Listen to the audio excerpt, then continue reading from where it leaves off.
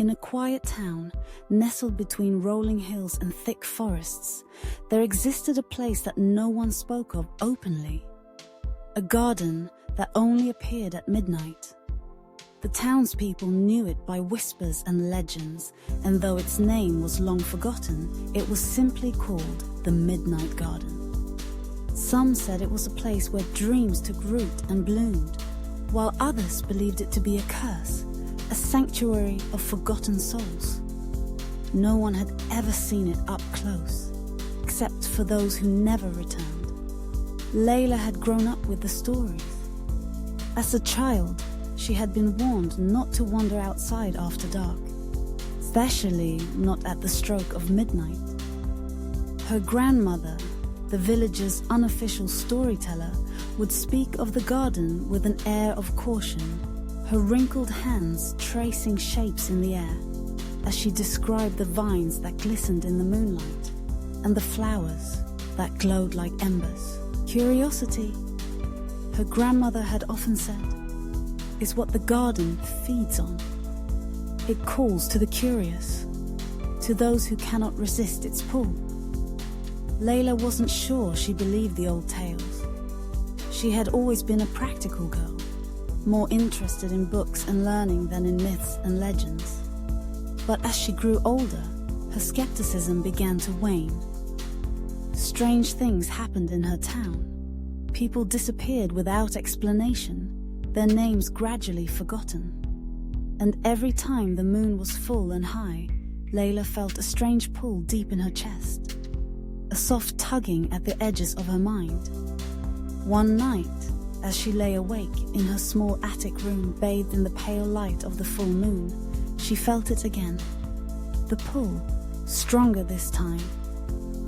It was as though something was calling her, whispering her name in the soft rustle of the wind. Layla sat up, her heart racing. She had heard the stories for so long, but something about tonight felt different. It felt real. Unable to ignore the pull, Layla slipped out of bed and dressed quickly. The house was silent, her father's snoring echoing faintly from downstairs. She tiptoed past his door and out into the cool night air, the moon casting long shadows across the cobblestone streets. The town was quiet, the usual hum of life stilled by the late hour.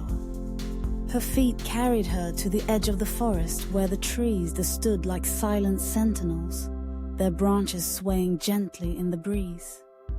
And there, just beyond the tree line, she saw it. The faint, shimmering outline of the midnight garden. It was more beautiful than she had imagined. The garden glowed softly, bathed in silver light, its flowers blooming in radiant colors that pulsed gently with each passing second. Vines climbed up invisible walls, their leaves sparkling with dew, and in the center of it all was a massive tree, its branches stretching toward the sky, like arms reaching for the moon. Layla's breath caught in her throat. This was no legend. This was real. She stepped forward, her feet moving of their own accord. The pull she had felt in her chest grew stronger, more insistent, as if the garden itself was beckoning her closer. The air was thick with the scent of flowers and something else, something sweet and intoxicating that made her head spin. As she crossed the threshold into the garden, the world around her seemed to shift. The air grew warmer, the light brighter. The trees that lined the edges of the garden swayed softly, their leaves whispering secrets she could not understand. Layla wandered deeper into the garden, her eyes wide with wonder. Every flower was unique, each one more beautiful than the last. Some were as large as her hand, their petals glowing with an inner light, while others were small and delicate, their colors shifting and changing as she looked at them. She reached out to touch one, a deep purple blossom that seemed to hum with energy. The moment her fingers brushed its petals, a voice whispered in her mind, soft and distant. "Do you seek something, Layla?" She pulled her hand back, startled. "Who's there?" She called, her voice barely a whisper. There was no response, only the gentle rustling of the garden. Layla's heart raced, but her curiosity overpowered her fear. She took another step forward, her eyes fixed on the massive tree at the center of the garden. As she approached, she noticed something strange about the tree. It wasn't just a tree. Its bark was smooth and white, almost like bone, and its branches twisted and coiled in unnatural patterns. Beneath the tree, nestled in the roots, was a stone pedestal, and on that pedestal was an object, a small, ornate box, its surface covered in intricate carvings. Layla felt drawn to it. The box seemed to glow faintly, pulsing in time with her heartbeat. She reached out, her fingers trembling as they brushed the surface of the box. The moment she touched it, the voice came again, louder this time. "Do you seek something, Layla?" Her heart skipped a beat. What are you?" The voice was soft, almost kind, yet there was something unsettling about it. "I am the garden. I am the keeper of secrets, the guardian of desires. I know what you seek." Layla's breath caught in her throat. "I don't seek anything." The garden seemed to hum around her, its flowers swaying gently. "All who come to the Midnight Garden seek something," the voice whispered. "A lost love, a forgotten dream, a desire unspoken. You too have something you long for." Layla shook her head, backing away from the pedestal. I didn't come here for that." "Perhaps not consciously," the voice replied, "but the heart knows what the mind denies. You have a wish, Layla, a desire buried deep within you." Layla's mind raced. She didn't know what the garden was talking about, so she had no grand wish, no unspoken desire.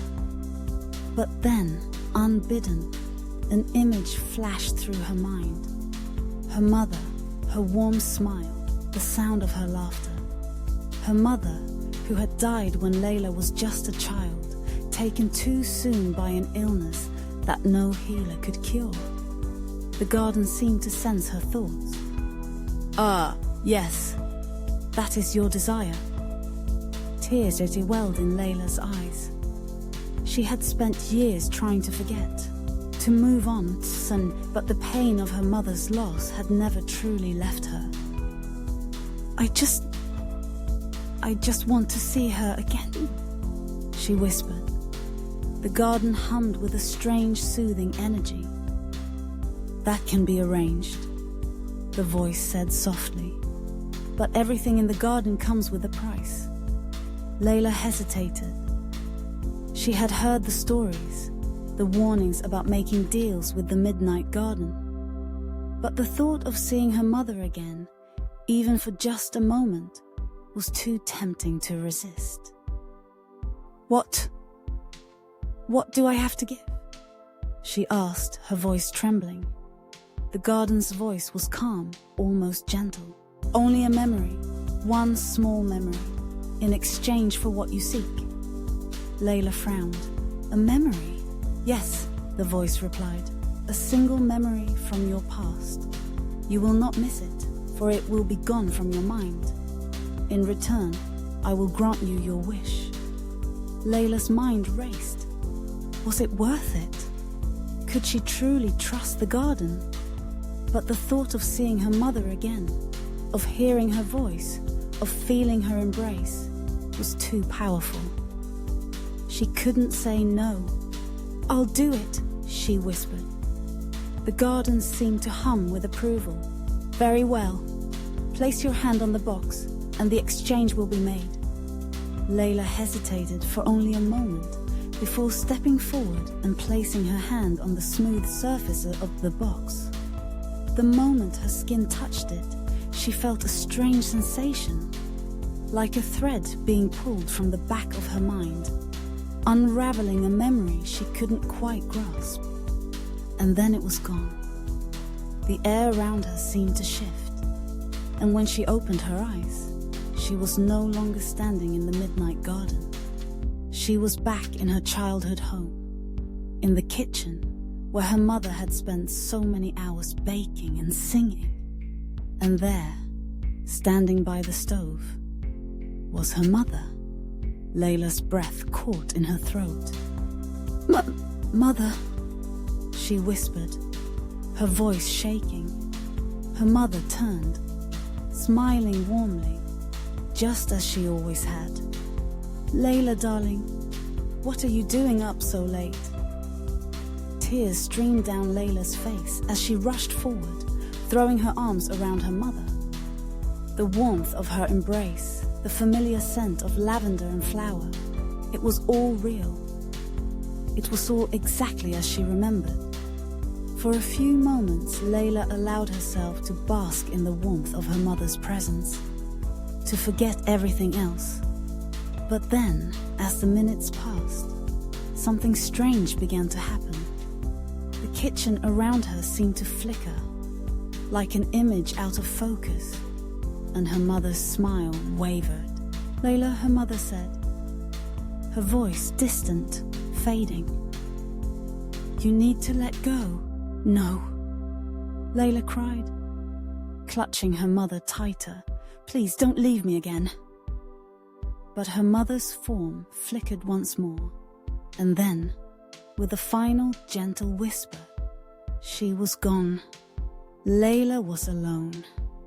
She collapsed to the floor, sobbing, the weight of her loss crashing down on her once again. She had gotten what she wanted, a few precious moments with her mother,